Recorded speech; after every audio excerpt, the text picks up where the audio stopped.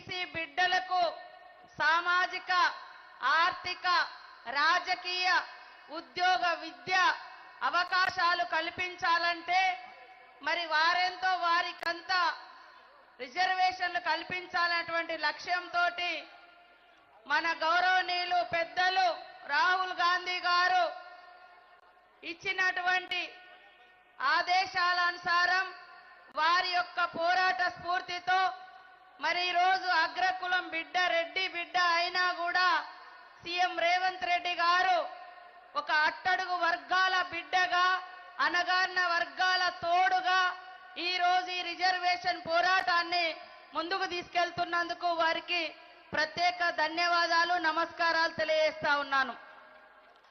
అదే కాకుండా వేదిక మీద ఉన్నటువంటి పెద్దలు గౌరవనీయులు బట్టి విక్రమార్కన్న గారు, పిసిసి అధ్యక్షులు గౌరవనీయులు పెద్దలు మహేష్ అన్న గారు, గౌరవనీయులు పెద్దలు సోదరిమణి ఏఐసిసి ఇన్ఛార్జ్ మన మీనాక్షి అక్క గారు, వేదిక మీద ఉన్నటువంటి బడుగు బలహీన వర్గాల మరి మద్దతుగా వచ్చినటువంటి అగ్రకుల బిడ్డలు, ఎమ్మెల్యేలు, ఎంపీలు, మంత్రులు, ఎమ్మెల్సీలు, కార్పొరేషన్ చైర్పర్సన్స్ 2 రోజులుగా ట్రైన్లో అకుంఠిత దీక్షతో మరి ఎట్టి పరిస్థితులలో ఈ రిజర్వేషన్ సాధించాలంటే కేంద్రం మెడలు వంచాలని ఎంతో అకుంఠిత దీక్షతో ఇక్కడికి వచ్చిన మా అక్క చెల్లెలకు అన్నదమ్ములకు అందరికీ కూడా మరి బీసీ ఉద్యమ అభినందనలు తెలియజేస్తా ఉన్నాను. ఈరోజు బీజేపీ మనం అసెంబ్లీలో బిల్లు పెట్టినప్పుడు 42%కు ఆ రోజు అక్కడ మెప్పు కోసం మరి సంపూర్ణంగా మద్దతు ఇచ్చింది. ఈరోజు కేంద్ర ప్రభుత్వం ఆ బిల్లును ఆమోదింప చేయాల్సినటువంటి బాధ్యత కేంద్రం చేతిలో ఉంది, రాష్ట్రంలో ఉన్నటువంటి బీజేపీ ఎంపీల చేతిలో ఉంది. అది విస్మరించి ఇవాళ గల్లీ రాజకీయాల కోసం కేవలం ఓట్ల కోసం తెలంగాణలో ఓట్లు కావాలి కానీ బీసీ వర్గాల యొక్క ఆత్మ గౌరవం కానీ వారి హక్కులు కానీ వారికి వద్దు. అందుకనే ఢిల్లీలో ధర్నా చేయకుండా గల్లీలలో చేస్తారు. అంటే వాళ్ళ ఆలోచన ఏందో ఇప్పటికైనా మన జాజుల శ్రీనివాస్ గౌడ్ గారు స్పష్టంగా చెప్పడం జరిగింది వాస్తవానికి. సో వాళ్ళు కేవలం ఓట్ల కోసం కులాల మధ్య, మతాల మధ్య, ప్రాంతాల మధ్య విభజన తప్ప ఆ విభజన రాజకీయాలు కేవలం వాళ్లకు ఓట్ల కోసం, బీజేపీ ఓట్ల కోసం తప్ప ఈ అట్టడుగు వర్గాలకు సామాజిక న్యాయం కోసం కాదు అనేది ఇప్పటికైనా మన అణగారిన వర్గాలు గుర్తుపెట్టుకోవాల్సిన అవసరం ఉంది. ఈరోజు దేశవ్యాప్తంగా 256 కులాలు గుజరాత్లో మోడీ పుట్టిన రాష్ట్రంలో మోడీ గారు ఎంపీగా ఉన్న యూపీలో కూడా మరి ముస్లింలను బీసీలుగా పరిగణించి రిజర్వేషన్లు అమలు చేస్తా ఉన్నారు. 256 కులాలకు ముస్లింస్ను బీసీలుగా పరిగణించారు. ఈ రోజు ఇక్కడ బిల్లు ఆమోదించకుండా ముస్లింస్ పేరు చెప్తా ఉన్నారు. అయ్యా, ఏ ఒక్క ముస్లిం క్యాస్ట్ ను కూడా ఈ రోజు రేవంత్ రెడ్డి గారి ప్రభుత్వం చేర్చలేదు ఈ రిజర్వేషన్ లో. తరతరాలుగా ఎవరైతే వెనుకబడి ఉన్నటువంటి ముస్లింస్లను బీసీలుగా ఉన్నారో వాళ్ళనే ఈ కులగణంలో బీసీలుగా పరిగణించారు తప్ప కొత్తగా చేర్చింది లేదు, తీసేసింది లేదు. అంటే మీ విభజన రాజకీయాలు ఎంత వికృతంగా ఉన్నాయో అర్థం చేసుకోవచ్చు. మోడీ గారు పేరుకే బీసీ అంటారు, కానీ ఆయన నరనరాన ఆయన డిఎన్ఏలోనే బీసీ వ్యతిరేక భావజాలం, అట్టడుగు వర్గాల వ్యతిరేక భావజాలం ఉంది. అందుకని ఆయన పీఎంగా ఉన్నటువంటి మరి ఆయన ఆఫీసులో, పీఎంఓ ఆఫీసులో కూడా అట్టడుగు వర్గాల ఆఫీసర్స్ లేరు. ఇవాళ ఏ కులాలకు కూడా ప్రాతినిధ్యం ఇవ్వకుండా మోసం చేస్తా ఉన్నారు. అదే కాకుండా మన మన్మోహన్ సింగ్ గారి ప్రభుత్వంలో మన సోనియమ్మ గారు కూడా మరి ఐఐఎంలో, ఐఐటిలో మరి హై ఎడ్యుకేషనల్ ఇన్స్టిట్యూషన్ లో రిజర్వేషన్ కావాలి అట్టడుగు వర్గాల కంటే కాదు రిజర్వేషన్ ఇవ్వద్దు, క్వాలిటీ ఎడ్యుకేషన్ కోసం రిజర్వేషన్లు పనికిరావు అని చెప్పారు.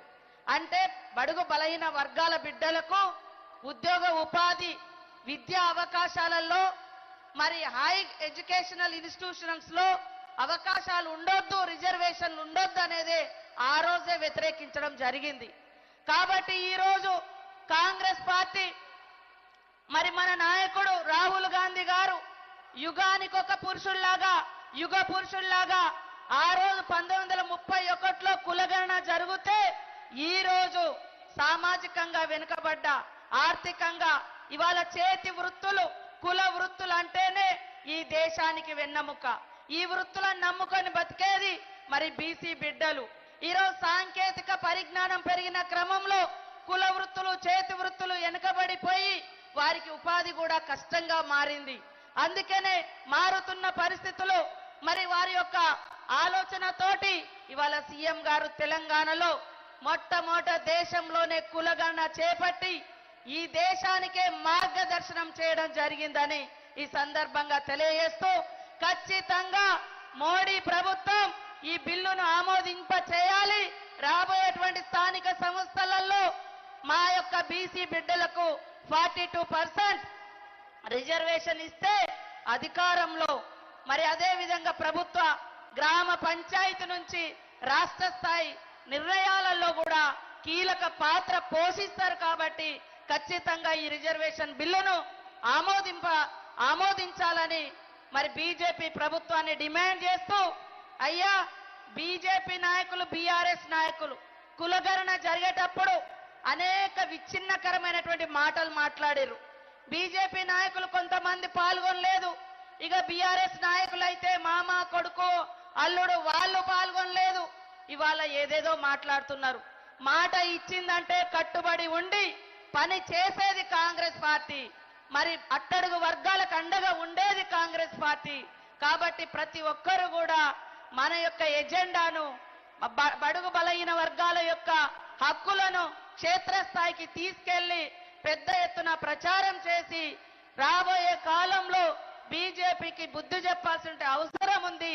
ఈ బీసీ వర్గాల వ్యతిరేక పార్టీ బీజేపీకి మరి ఊళ్ళకు రానియకుండా తరిమి కొట్టాల్సిన అవసరం ఉందని కూడా ఈ సందర్భంగా తెలియజేస్తూ, నాకు ఈ అవకాశం కల్పించిన మీ అందరికీ పేరు పేరున జై బీసీ, జై బీసీ, బీసీ ఉద్యమ అభివందనలు తెలియజేస్తూ, జ్యోతిరావు పూలే గారి యొక్క ఆలోచనకు అనుగుణంగా కాంగ్రెస్ పార్టీ, రాహుల్ గాంధీ గారి ఆలోచనకు అనుగుణంగా మన సీఎం రేవంత్ రెడ్డి గారు ప్రతి అడుగు మరి ప్రజల వైపు, పేదల వైపు, అట్టడుగు వర్గాల వైపు నడుస్తున్నటువంటి ఈ ప్రయాణంలో మరి సీఎం రేవంత్ రెడ్డి గారికి ప్రతి ఒక్కరం అండగా ఉంటేనే ఈ హక్కులను సాధించుకోగలుగుతామనేటువంటి విషయాన్ని కూడా గుర్తుపెట్టుకోవాల్సిందిగా ఈ సందర్భంగా తెలియజేస్తూ, జై కాంగ్రెస్, జై కాంగ్రెస్.